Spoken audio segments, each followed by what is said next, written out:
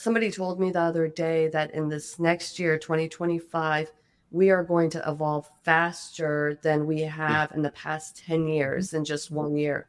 So as a business owner, you have to be able to be resilient, to have backup plans and contingency plans in place to navigate through these times of uncertainty. Hello, everybody. Welcome to Behind Their Success podcast. I am Peyton Squires, the host, and this morning we have on Beth Rohani. Beth is a first-generation Iranian immigrant to the United States. She is the president and CEO of Ameritex Movers, based in both Houston and Dallas, Texas. Over the last few years, she and I have been in a mastermind group, and she always brings a ton of value. So I'm super excited to have her on the show. Beth, welcome on Behind Your Success. Hi, Peyton. I'm so excited to finally be on the show. We've known each other for a while, and certainly something that I've been trying to get you pinned down to get on here, but I know you got a busy schedule yourself. I was kind of saying there, Beth and I have really got to know each other pretty well over the last couple of years in our mastermind group, Gathering the Kings, which Beth is so bold. She was the first queen to come in. And that probably gives you a little insight into her personality and strength that she brings. So Beth, tell us a little bit about your businesses down there in Texas. Perfect. Well, it's one of those things that how you and we crossed paths was definitely not anything that was intended in my life. And certainly being an entrepreneur was nothing that I ever intended in my life either. For me, I was a communication journalism major, so I was aspiring to go into the news media. When I moved to Houston in 2000, right after college, it was more, just to get into the industry. I had gotten a job at Fox 26 as an assignments editor. No college degree, but because of the network and the people that I had met, and while I was doing my internship, the news director in Dallas was able to see the skills and the qualities and a lot of maybe even core values that I was able to display for him to feel confident enough to give the referral. I was given the referral on a Monday. I went in on an interview for Thursday, and by the following Monday, I had the job. And so that's how my journey in Houston started. And simultaneously, my mom in Dallas had started a moving company. She had been a nurse at Cook Children's in Fort Worth for quite some time and was, just wanting to become an entrepreneur and be her own boss. So she started her moving company in Dallas in 2000, where, during that time, I was in a relationship and my partner and I were like, let's earn some extra money for books and tuition. We'll open up this moving company in the living room of our 2-bedroom apartment. And from there, we'll just pay our way through school. And it was interesting because it was something that I didn't expect. Through the first couple of years, it was definitely challenging because obviously as business owners, especially in your early 20s, who never have been given the roadmap of how to run a business, you always have this entrepreneurial spirit, but you don't really necessarily have the know-how. And that know-how comes with experience. And so little by little, we started experiencing things. And one of the first mottos we embraced was Einstein's insanity, is doing the same thing over and over and expecting different results. So the focus was like, okay, we know we're not perfect. We know we're going to make mistakes, but how do we grow and how do we improve as a result of that? And through that, people see our commitment and people start to earn trust. And little by little, that started to happen. And we started building our customer base. And it was somewhere around 2004. I was just unhappy in the politics of media and didn't want to really work for anybody anymore, but I was scared, because making a transition from corporate into entrepreneurship is intimidating. You have to depend on your own, successes or your own losses. And it was a commitment that I was willing to make, and I did. And, as soon as I came on board, my focus primarily became process and systems. And people ask, what's one advice that you give today after 20 plus years of doing business versus, if you were to start day one again? And it would really be to put the systems and processes in place. And you don't know that when you're starting a business. You just dive right into it. And that's what we did. And of course, little by, and obviously the focus is Mhm. generating revenue, and you don't really care about No, the infrastructure, but that infrastructure is so critical. yeah. Knowing you over the last few years, I know you're kind of the process queen, right? And that's really, we're kind of your superpower, or at least one of them, right? And yeah, that's totally my experience too, Beth. I opened up my own business in a living room too, of me and my wife's, first house. Yeah, I had no processes whatsoever. It was just me. And it's like, well, why do you need process? You're just trying to generate revenue, right? But the problem is, right, if you don't start implementing processes, you're going to create one heck of a chaotic environment for you, and it's going to stop growth. For sure. I had one employee that I would come into the office. We had one employee when we first started out, and I would come into the office and he wouldn't be at his desk. And I'm like, oh my gosh, I can't believe this guy's left this office by itself. And I would go to sit at the desk and he would have laid out like furniture pads underneath the desk and was like napping, because the phones weren't ringing. And you're like, oh my gosh, I need a standard operating procedure for not to take naps during Didn't know I work, had to explain that. There's all these things, right? All these things that are common sense that you would think would be normal. But again, that guidance, that structure is like your company's playbook on how, you set the standards and how you set the expectations. And, as small business owners, we may think, and this is kind of where I want the audience to take away from this is, we may think that we're always going to be the ones that are doing it all.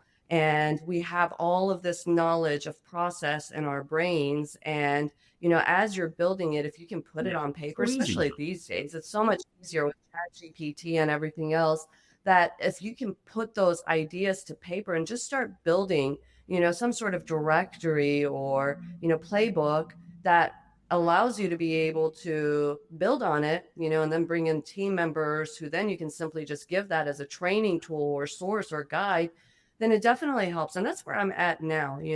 My journey, there was a lot of obstacles. There was a lot of challenges over the 20 plus years. One was very early on, Yellow Pages. That was the form of advertising when I first started. Yes, it was a very thick, heavy book. And one time we had a customer that had an entire wardrobe box full of Yellow Pages that they wanted us to move to the third floor. And we're like, are you kidding me?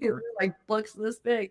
But nonetheless, we advertised in the Yellow Pages and Google wasn't even around. And one of our competitors went to all of our customers and said, hey, Ameritex is doing, this. I'm going to do this. And overnight it did impact our business and our business did change and, I had to adapt. And so, that's really when I understood the power of networking and the power of building relationships. And so one of our key focuses in the evolution of our business was the relationships. And interestingly, I just went to a conference for the National Speakers Association and I learned this one thing that I've been telling everybody. They said, you have your contacts, but you want to convert your contacts into contracts. And the only difference is the letter R, which that difference is relationships, and how you make those relationships with those contacts could potentially convert those into those contracts for you because people build trust. And that's what I've learned is in the moving industry, it is the third most stressful thing people have to go through in their lifetime. I mean, I own it and I hate it, and so definitely it's terrible, but nonetheless, how can you make that experience a better experience for someone whose lives you're impacting? And we learn by our core values. Yeah. And I think, that's something that drives me and my business really too, is that, something that we really focus on is relationships. It's always about thinking about, okay, how is the customer experience this, just totally experience it, whether it's tax prep or, whatever else we're doing for them. And it's always our focus. It's like, hey, let's make sure they're having a good experience. And like the work and everything else, yeah, we do a good job of that. And, we need to do a good job on that. But really, it's how do you make the people feel? That is the main thing. Absolutely. And just think how frustrated you get by going through, a series of phone calls and getting hung up on or not getting answers and getting the runaround. It's definitely not how business is done these days anymore. Maybe in the olden days, it was. That's how I feel whenever one of this little girl just recently came up to me and she's like, were you born in the 1900s? And I'm like, Absolutely. oh, yes, I was actually. I actually was. But nonetheless, during my time, it was a different mindset when it came to customer service and the customer experience. And so for us, our company's vision is human helping humans. And so with humans helping humans, with AI coming into play, how do you balance still being able to, as an entrepreneur, leverage all the technology and innovation that's there to help create efficiency and better systems and better processes, but not take away from the Yeah, human yeah. I element think of it? that's gonna be interesting, I don't know, next 5, 10 years, how that kind of melts together, right? Like I can't imagine, you're right. AI is insane. It's gonna do insane amounts of good for the world. But there's some potential downsides, right? And the important thing is, yeah, Yeah. as entrepreneurs using that tool, that amazing tool, but not losing, yeah, the human touch there. Because I don't know. I don't know how that's going to play out. I mean, at some point, the AI is going to be so good that it's going to feel like human touch, and it's just it's hard to me to even wrap my brain around how we're even going to handle all that, or how it's even going to play out, right? Oh, yeah. Somebody told me the other day that in this next year, 2025, we are going to evolve faster than we have in the past 10 years in just 1 year. So it's exciting to be able to see and be a part of, and when you say AI, right now we're starting to look at Mhm. chatbot agents. And, there's one that, a moving company software developer has created, and her name is Lauren. And Lauren is like, so empathetic, and she is so proper. She says thank you and yes, ma'am. And, it's just, and it's very natural and it's very real and it's scary in a way because, again, I look back at COVID. Obviously, as business owners, we have challenges and obstacles that we have to face. And one of those was COVID, besides any of the, in Houston, we have hurricanes that we have to deal with. We had the, economic crash in 2007, 2008 that we had to deal with, inflation. And so, as a business owner, you have to be able to be resilient, to have, backup plans and contingency plans in place to navigate through these times of uncertainty. But during COVID, within 3 months, I had 98% of my workforce quit, You're because the okay. stimulus checks were And more unemployment too, enticing right? than actually coming to work. Yes. And so after being in business for 20 something years and now going down to 1.5 employees in your office, and you're back to answering the phones again and, dispatching and doing everything else, you stand back and you look and you say, well, what are some tough decisions that I have to make as a business owner, that when I am confronted with situations like this, I can be able to navigate through it. And so in some ways, society maybe has even brought it on themselves, with how the situations have been treated, where business owners have had to adapt in ways to be able to Yeah. just survive. Technology is changing us quickly and at an ever rapid rate. Yeah, we're going to grow more this year than we did in the last 10 years. That's kind of that compounding effect, right? Each year it's even crazier than it was before. And like you're talking about AI bots and stuff earlier, and I listened to a few different podcasts and stuff about that, and said the technology is like almost there. Like you can still kind of trip up the bots a little bit by asking it questions real fast and whatnot, but like they're like within a year that thing's going to be perfected. And Yeah. you're not really Yeah. going to be sure who you're talking to, whether it's AI or an actual person. But the implications of that can be just endless. The ability to clone Yeah. yourself and multiply yourself and give people seamless, consistent experiences. I think of the next decade is going to be the people that leverage the heck out of AI in their business.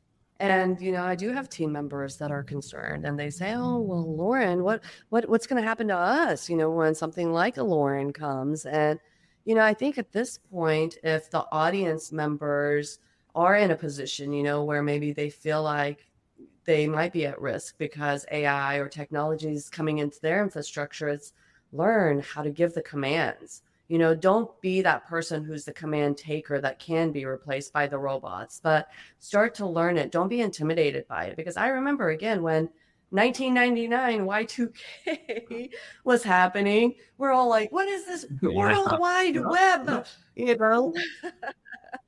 And we were all fearful because, again, anxiety Yeah, stems just the from the unknown. Yeah. uncertainty. And so, how can you learn it to where that unknown becomes the known for you and you can start gaining the confidence and then ultimately end up leveraging yourself, like you Yeah, said, and it's, Hayden? in my space, in the professional services space, this is the first time a robot's coming for my job, right? Like in the past, machines couldn't communicate with people and do, anything like what I do. But now Chat GPT and all the other tools, they're pretty solid staff accountants. Like you ask them questions and they give you great answers. Probably better Oh, answers than yeah. maybe even your accountant that you work with. And to even Mhm. add the empathy on top of that, like there are places where I will call and they're just like, what It's do you like, why want? are you bothering Why are me? you calling? Like, they're inconvenienced, that I'm calling. And so like that sound of someone on the other line who Yeah. cares, especially if, let's say, people again are going through some of the tough things in their life, going through divorce or going through death or going through, moving, those are the top three most stressful things people have to deal with. Health, right now, I'm, knock on wood, I'm a relatively healthy person. And I've gotten on this 2025 thing where I'm like, oh, I have insurance. I'm going to go get myself checked up head to toe. Hayden, it has been so difficult Get a just to get primary into a care physician, doctor. right? Or Like they're telling me yeah, and it's September March. and it's March, by the way. Exactly. And then on top of that, you do get in and it's like, oh, well, we have to go through this protocol and that protocol. And where's that human, element of caring about a person who's not feeling well or going through something? And thankfully, I'm not, going through something, but I'm sympathetic to those that are. And so, yeah, I mean, life is changing and, the world is changing and how we have to adapt to it is going to have to change and having that mindset. And I say, when you ask about my journey through this time, now that I've seen A a lot couple of of change. decades worth of evolution and the mindset has always been, if you're not evolving, then you're Yeah. going to be dissolving. And I How do you think, do it? like you said, with changes happening so much more rapidly, evolving is even more important. But even before, this current level of technologies, I mean, like businesses don't last forever. And it's because they don't evolve, right? That's been the case forever, right? And, businesses that were in the Dow Jones Industrial Average, 100 years ago, like almost all of them are gone. They don't even exist anymore. So that's always been the case, but now it's even more so, right? Like, one piece of technology Amen. can come in and wipe out your whole business model. That really wasn't the case 100 years ago, right? Like, businesses generally kind of lasted a long time because their business model didn't ever really break because there wasn't this rapid change in technology all the time. Yeah, yeah, and Blockbusters. it comes down to like Darwin, right? Like Darwin, people kind of misquote him and say, it's like survival of the fittest. That's not really what like his point he was making. It's the most adaptable animals that survive, right? And Yeah. humans, not the biggest, strongest, I guess we are the smartest, but like we're the most adaptable. And that's why we're hard to kill and can, you know what I mean, and survive. Yeah, I would also add resiliency to that too. I think between adaptability and resiliency, those are definitely two key fundamentals that an entrepreneur has to have in order to be able to just go throughout the years. And I would also add, sticking to Yeah. your true core Constancy. values. And I mean, I had a competitor of mine in 2012. We were getting our nails done together, and she asked me two questions that changed my life. She asked me, what are your core values and what's your passion? And I didn't have an answer. It was so weird because I love to talk and I'm like, the communication person, but I didn't have the words to articulate who I was. I knew that I was a good person and, there were these things that my parents taught me, but I started just to kind of figure it out for myself. And it was 2018. We had hired an executive for my company, and she had taken us through a core values exercise for us here in our company to determine what our core values are. And at that point, I realized that, mine was accountability, where my partner, who was also my husband at that time, was the farthest thing from accountability. And, at that point, it was very clear to me that, when you say that how we treat and the impact that we create for our customers, it's also for who we work with on a daily basis and the people that we impact, that is our team member, or, in his case, we were married. And so how do you create this dynamic, especially if you are out there, a husband and wife team who's trying to run a small business together?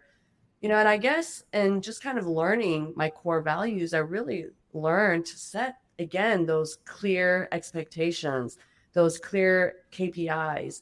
Even if it's, a husband and wife team, what's your role clearly? What are your responsibilities? What are you, held accountable for? So when you do get home, then that tension or that anger or frustration or whatever you carry home with you, because the other one hasn't fulfilled that commitment, and it's five dysfunctions of a team, right? It's not just related to how you perform at work, but it's also how you perform at home, and how do you build the trust to be able to get the results and the commitment. And so my case was a little bit unique because I was in that situation, but one of the toughest decisions I had to make was making that separation from my partner, to then go into answering the second question that she asked me, which was, what's my passion? And now I've realized my passion is bringing value to others. And that's through my experiences, because now I am seeing new business owners who are going through the same, challenges that I was. And so now I get to say, like, hey, this is how you can push past the learning curve, or don't reinvent the wheel. The wheel is already created for you, just make it unique to yourself. Yeah, and that's great. And I think from my perspective of everything you just kind of said there was you really started diving into yourself, right? Diving into yourself a lot more in understanding what's important to you, who Beth is. And only once that work is done can you then get really clear about your business and your life and your core values and that kind of thing. I don't think you would have been able to get that clear without doing that work on yourself. Not at all. And I would say that knowing you, we both go through the same struggles and challenges. And with our mastermind group, it has been something of self-discovery. And as entrepreneurs, we're self-sacrificing. We neglect ourselves, number one, hey, I need to go and write that last, bid, or I need to go in and, do this last thing. And it's always, you sacrificing yourself and being the one that eats last. And leaders eat last, right? And that's a great concept, great book, by the way, by Simon. I think that's Simon Sinek, but the hustle and the grind and all that stuff. And I'm very much a hard worker, hustler, all that kind of stuff. But now I think I'm just a little more wiser about it. Right, where it's like, oh yeah, I'm not afraid of hard work. I got a last decade of just proof of that. But it's now Sure. It's being smarter about it and realizing that rest and recovery is actually better for you, and you get better performance out of it instead of just training yourselves. You do. And I'll tell you, the one word that you said that I want the audience members to take away was experience. So when I started my business, I was in my early 20s. I didn't have any experience, so I didn't know any better. And it's interesting because when I sit down, let's say with my dad, it was about 20 years ago. I was lifting really heavy boxes and I was carrying them, and he saw my grip and he stopped me and he said, hey, you shouldn't put so much strain on your hands, because as you get older, it weakens and it deteriorates, and you are abusing it. And again, you have this thing that you want to prove, right? But you don't need to prove it, because now that I am 47, I'm like, oh, my fingers. Yeah. And I think you see that a lot. It's really hard for people in their 20s to figure a lot of that stuff out, because you really are you're performing a lot. Most people are performing to other people's expectations and not necessarily their own. Really smart people start to figure that out somewhat in their 30s, but most people it's in their 40s or 50s before they really start living their lives on their own terms and not necessarily what other people expect them to do. But you know what that is? That's the realization of time. And it was August 25th of 2022 when that time was realized for me. It was the day of the third mediation that I was going through with my ex-husband, my best friend of 38 years. It was my very first friend when I came to America. She was from El Salvador. I was from Iran. Neither one of us knew how to speak English, and we were in ESL together. And, just that common bond of not being able to speak the language was enough for us to feel comfortable with each other. And it was, just out of the blue. She went to sleep at, 11 o'clock one day because she wasn't feeling good. And she had a brain aneurysm and just didn't wake back up. And, she was in her early 40s. I'd known her for 38 years, but, it was just, there's a day where I could not go to her funeral because I'm dealing with my third mediation. And I am now also fighting for this moving company, for this business that I've spent all these years. And, my mom would be impacted because she owned the Dallas location. And so how do you navigate through making these tough decisions in your life while you're still keeping your business, while you're coming out of COVID and trying to have your mindset get diminished because so many other people are depending on you? And it was August 25th where I realized, that time is nothing that I'm ever going to be able to get back. And so how I treat it and how I see it and how I value it, it's a critical part. And after that, it became something where literally 2 or 3 days later, I became a member of the mastermind group. Yeah. And it was one of those things where I was ready to explore and I was ready to take a chance on myself. And I had always been in a relationship of codependency, all my 20s, all my 30s, half of my 40s. And it's scary, if there are women out there that are going through divorces or even men that are going through divorces, to be by yourself and to make decisions on your own, it's very, very scary. And so what my advice would be to believe in yourself and to put yourself in environments where people can help you grow and give you the support that you need. And it might be in just such an indirect way that you don't really even realize it. I was with Gathering the Kings. It was like, hey, why are there all these men here? Where are the women? Well, and I'm sure all the questions that I've posed to the group has also taken a special kind of woman. But nonetheless, we were at one of our mastermind groups and we were asked to write a word on a piece of paper. Do you remember in Atlanta? We had this huge bonfire. How tall was that 20 feet, bonfire? 25 feet or something. It was huge. It It was was very close to it. huge. They had brought out a crane for that thing and they lit that fire. And the one word that I had written, because I was just post my divorce, my best friend had died, and I was going through, this experience, and I wrote the word guilt. And because I didn't want to feel guilty for my divorce. I didn't want my divorce, but I had to make that decision for me for the first time, and say, I am going to live for myself and I am going to be that person that's going to start, believing in myself and giving myself credit and the benefit of what, I've always given others the credit and the benefit for, which is hard, because again, if you are in an environment where there are people, you want to give others because you work as a team, but ultimately as entrepreneurs, there's a weight that you carry on your shoulder, and I didn't want that weight to let me have any type of regrets for any of the decisions. And I would even say to this day, whether I'm, making decisions in my business or my personal life, it's how am I going to impact that other person and, my decisions. And so through my divorce, I was kind to my ex-husband. I made sure that I did what I needed to do because, again, nobody wants to go through that. It's already a stressful time to have to deal with. So why not, try to get yourself out of the situation, the easiest way possible. So I would say just as you're going through life, just know that things are going to come at you unexpectedly, but always sticking to what you inherently believe in, what you feel like it's right. And just having that peace of mind and knowing that you've done your best at the end of the day is all I can tell myself at this point, because I'm so hard on myself. You can see all these trophies. I love winning, I love it. And for me, there are times that I have to now accept that, hey, Beth, you're doing the best. And that's all you can do. Like literally, that's all you can do. And it's focusing once again on the process, right? And on focusing on your actions and not results, right? Results come from actions, but like to some degree, all we can control are just the actions, right?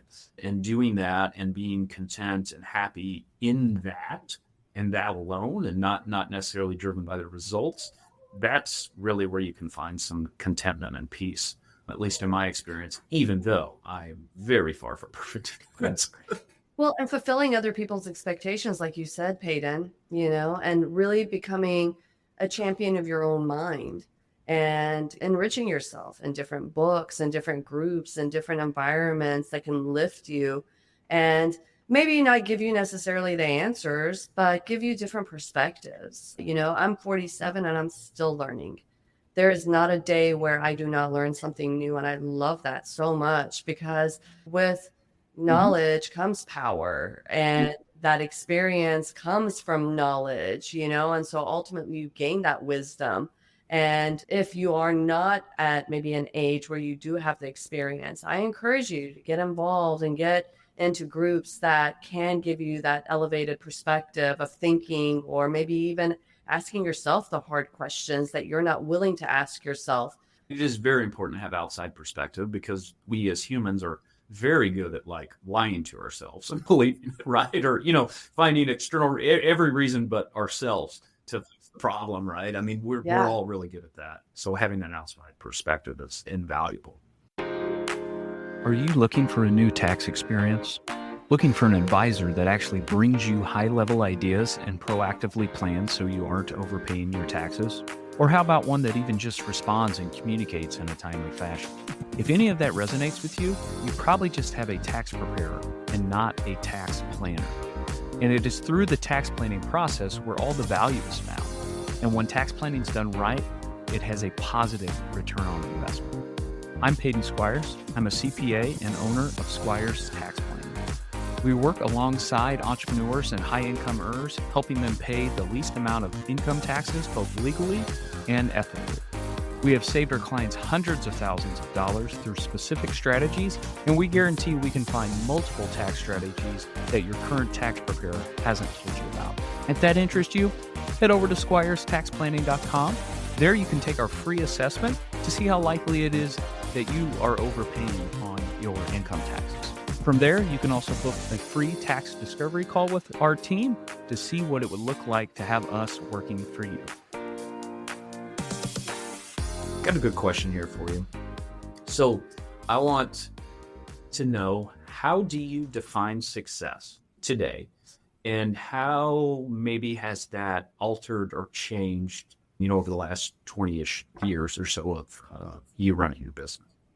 I have now determined that success is not a monetary thing or a status thing or even what others maybe see of you, because a lot of people live their life on how they want to be perceived in the eyes of others. And I drive a 2013 car with one headlight out and, wear the same jeans every day, Adidas tennis shoes, have my, inexpensive condo paid off that, again, peace of mind, I think, is really what determines success for me. You live life worrying about everything that's out of your control.